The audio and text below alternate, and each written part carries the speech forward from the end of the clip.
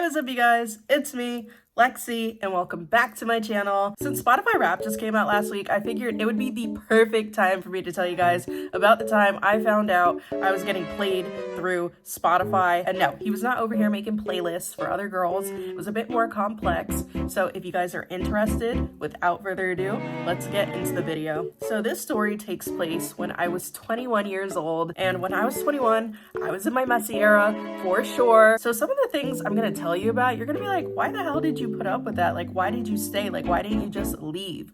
And the reason was because when I was 21, I had very low self-esteem, okay? When I was 21, 22, and 19, but 20, I was feeling myself. But yeah, because I had such low self-esteem, I would get myself into these situationships with these guys who just like clearly did not respect me, did not value me. And then I always felt like I had something to prove. And this was one of those situations. And even though this was technically a situationship, this was pretty damn close to a relationship because listen, if we're together all the time and you're telling me that I'm your dream girl and you're telling me you want me to come to your hometown and meet your friends and your family, like what the fuck else am I supposed to think? And I'm not gonna lie, it did not start off that deep at all. We matched on Bumble and then we went on one date and then we decided we were probably better off as friends, but like just friends. But then the next night I went over to his place and like woke up in his bed the next morning. So like it'd be like that sometimes. The reason why we agreed to just be friends was because me and this guy, who for the sake of the video we are going to be calling him Brad because I hate the name Brad, so I think it's fitting for him. And also he looked like Brad Wilk from Rage Against the Machine. At this time, Brad was looking for an open relationship and I made it very clear to him, and like, this is gonna sound so mean, I told him he was a placeholder because there was another guy who I had a crush on at the time who had gotten into a relationship a few months prior, and my dumbass was like, oh, I'm gonna wait it out, which by the way, never do. But at the time, my mindset was, okay, they're gonna break up after like 5 months and then he's gonna notice me and be like, oh my god, you were the one the whole time and blah blah blah blah blah, like just the Lulu. Guess what? They actually broke up after 6 months, so I was onto something. But by the time he was single again, like I just realized that the grass wasn't always greener, and I realized I had feelings for Brad even though we agreed to just be friends. Around the time I found out my other crush was single again, me and Brad ended up having a falling out, and like I don't even want to go into why we had a falling out because it was so fucking stupid. Let's just say Brad was getting in his head too much and was getting a little too anxious and was just, you know, starting shit for no fucking reason. And eventually he was like, I don't think we should hang out anymore. And I was like, okay. And he was like, yeah, bye. And I was like, bye. We didn't talk for like a week or two. I actually started talking to another guy around this time. Like, I'm telling y'all, I was in my messy era. Eventually I get a Snapchat notification and it's like, Brad is typing, and I'm like, like, what does he want? The message said, hey, I'm sorry, can I come over and talk? And I'm like, yeah, sure, I guess. I mean, there isn't really much to talk about, but like, if you want to talk, I mean, I'm all ears. So he either came over like that night or the next day, but we're sitting on my bed and I'm like, the floor is yours, because I mean, you wanted to talk. It's like, I'm really sorry, I just got a little freaked out. I really like you and I want to see where things go. I don't plan on talking to any other girls, but if I do change my mind, I will at least give you that respect and tell you. I'm not gonna lie, I ate that shit up, okay? I was buying what he was selling. I was super relieved because, you know, I liked him too, but like I couldn't act like too excited because I was trying to, you know, play it cool. So I'm like, yeah, okay, like let's see where it goes. Now, if a guy asks to come over to your place and then you guys have that conversation, are you not gonna feel like you guys are dating? And I don't mean a relationship, I mean dating. Because after that conversation, I was under the impression that we were dating. But if you were to ask him, to this day, he swears that we were just friends, he never had feelings for me, and I'm a crazy bitch. Which, I don't know about y'all, but like, I would not say something like that to someone I only saw as a friend, but like, go off, I guess. Now that you guys know that background, I'm gonna fast forward a month and a half. One thing to know about Brad was that he played in a couple bands, and I didn't go to every single gig because sometimes he'd have a gig at like 11 p.m. on a Wednesday. Meanwhile, I had an 8 a.m. the next morning, so like, I went when I could. I knew he had this one gig coming up. It was on a Thursday night, and the next day I had one class that was at noon, so I was like, okay, I'll go to this gig. And I was like, he'll probably come back to my place and we'll talk, because it had been a month and a half since that conversation I told you guys about. And one thing about me is, based off of my past experiences, I know that if we are talking or dating for like a month and a half or longer and you have not asked me to be your girlfriend yet, you are playing me. So I wanted to figure out what the fuck was going on, because we left for Thanksgiving break that next week and I did not want to leave without knowing where we stood. But the week leading up to this gig,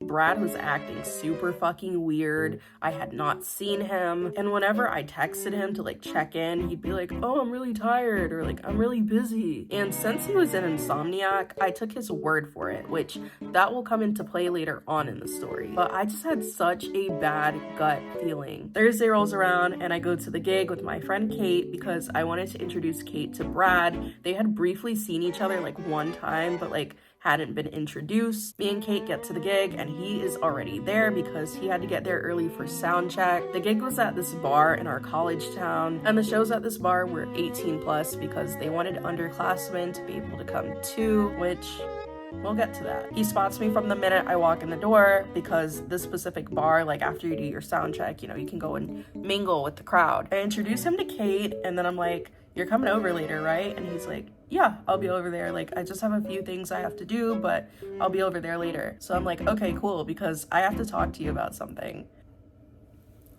And that was the moment I knew I fucked up. Listen, as a woman, you never want to tell a guy you got to talk to him about something, okay? That's gonna make him avoid you like the plague. Just gotta rip that band-aid off. No fucking warning. Because if you don't, he will run like hell, okay? He will run all the way to Albuquerque. I am in my stone cold bitch era now. Like, I would never. But back then, I was in my nice girl era, and I wanted to give him a heads up, and like, I didn't want to catch him off guard, and look where that got me. After those words left my mouth, he instantly got uncomfortable. He's like, I'm gonna go talk to more people, but like, we'll talk later. And I was like, yeah, okay.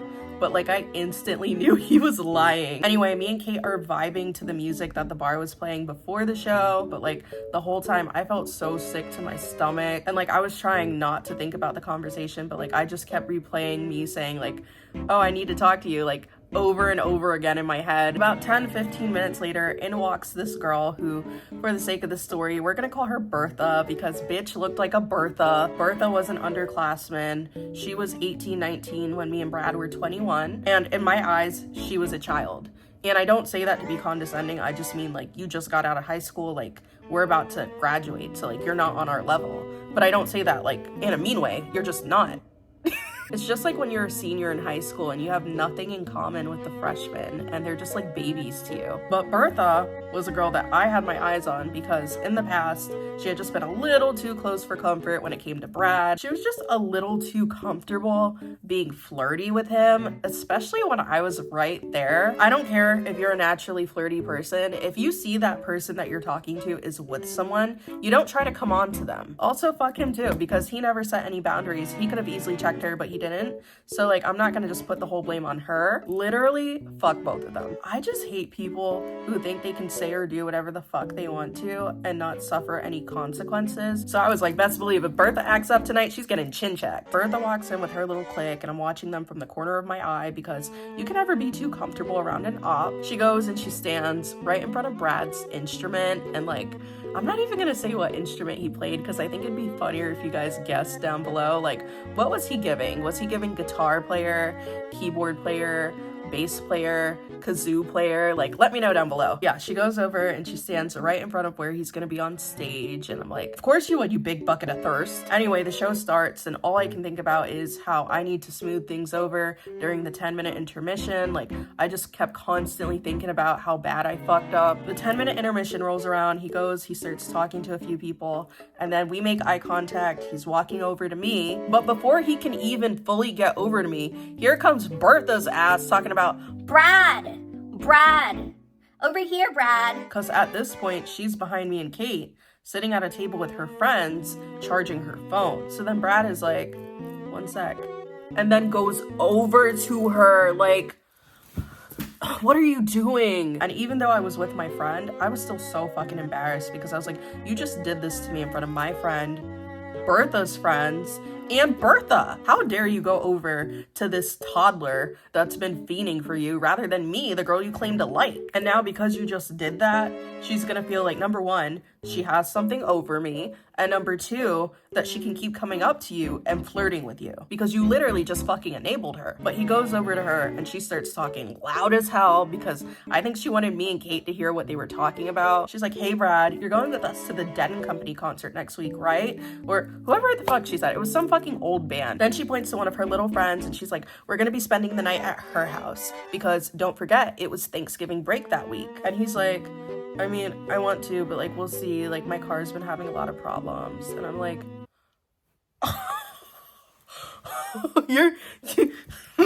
At this point, Kate and I look at each other and I am fucking fuming. I'm like, you better not go anywhere with this little girl and her friends. Like, are you kidding me? And on top of that, you're really entertaining the idea of spending the night in the same house as this girl. No. Stop.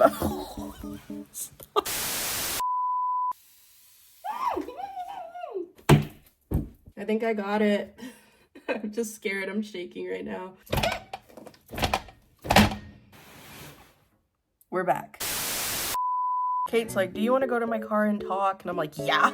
Oh yeah. Because at this point, I'm pissed off, I'm embarrassed, and I want to go home. But I was still trying to be supportive of his funky little music career because Brad was my boo thing. Me now, I would have left as soon as he went over to her before me, because you go over to her before me, I'm going over to that door. But at this time, I was so disempowered. I was literally doing everything I could to keep him. So we get up to go outside and Brad turns around and he's like, wait, where are you going? And I'm like, no, you care. So I turn to him and I'm like, we'll be right back. And I said it just like that too. We get to Kate's car and I start going off. How could he? Fuck him, fuck her, da da da da da da da da. Kate's like, he better not go, but like you can't tell him not to go because he's not your boyfriend yet, which is why you have to have that conversation with him tonight. Like, yeah, you're right. And like, you know, she's gassing me up a little bit. I take a few minutes to just, you know, catch my breath, get it together, and then I go back in there. And at this point, he's back on stage. And when he saw me come back in, he had the biggest smile on his face. And me and Kate looked over at Miss Bertha and she did not look happy. But overall, I feel better. I feel woosah. I feel in high spirit. And that only lasted for 5 minutes because then here comes Bertha's goofy ass again talking about, oh. I just said his real name. We're gonna edit that out. She's talking about some, go Brad, go Brad, go Brad. Like, literally like that. He wasn't even doing a solo or anything, and you're the only person yelling in the crowd because the music had gotten a little bit low. Like, what the fuck are you doing? I turn around because she's still at the table behind me and Kate charging her phone, and I give her the meanest look ever for like 30 seconds. And I'm staring her down, she doesn't even have the fucking balls to look me in the eyes back. And one thing I don't respect is if you're gonna do some dumb shit, stand 10 toes down. Don't throw rocks and hide your fucking hand, bitch. She's just staring at her phone. You can tell she's starting to get really uncomfortable, so she starts laughing, and that pissed me off so bad at the time. I lean over to Kate and I'm like, Kate, I'm gonna fuck this bitch up. I'm about to beat this bitch up. I'm so sick and tired of this bitch thinking everything's fucking funny all the time, which is such an extreme reaction to someone just laughing. Like, girl, chill out. But when you're jealous and insecure and you're not getting that constant reassurance that you need from the person you're dating, you're gonna act up. And I can admit, I was taking my anger out on her. Then one of Bertha's friends starts staring me down in like a, you know, bitch, what are you about to do type of way. And before I can even stare at her back, Kate starts staring at her like, no bitch, what are you about to do? Which, Kate, you were such a fucking G for that. And now they're mean mugging each other and giving each other dirty looks the whole night. Eventually I'm like, you know what? I'm gonna be Brad's girlfriend in a few hours and big beak Bertha won't matter. So let me stop giving this child my energy. Finally, the show's over. He comes over to me and I'm like, hey, I didn't mean to scare you. Like, it's nothing bad. Like, I just talked myself into a bigger hole, basically. I'm like, it's nothing bad. Like, I didn't mean to scare you. I just want to talk to you, but like, it's not bad, but it's, Then I confirm one more time that he's coming over. I'm like, are you coming over? And he's like, yeah, I'll be over there. Just let me bring my gear home and eat first and I'll be over there. And I was like, okay, cool. I'm not gonna keep pressing him because he just told me twice that he's coming over. So I'm just gonna take his word for it. So Kate brings me back to my place, but on the way there, she lets me know that she overheard Bertha and her friends talking about going to this popular restaurant in our college town. And afterwards, they were going to a party. So my first instinct was to check Brad's location. So I was like, you better not be going to that same damn restaurant as Big Beak Bertha. And Brad's location was still at the bar, so I was like, okay, like, I'm just being paranoid. We got to my apartment, and Kate is like, I'm just gonna stay here until he says he's on his way, and then I'll leave. And I'm like, okay, cool. So at my apartment, it's me, Kate, and one of my roommates at the time. We're sitting in the living room, watching my phone, and we're waiting for the text. 30 minutes go by.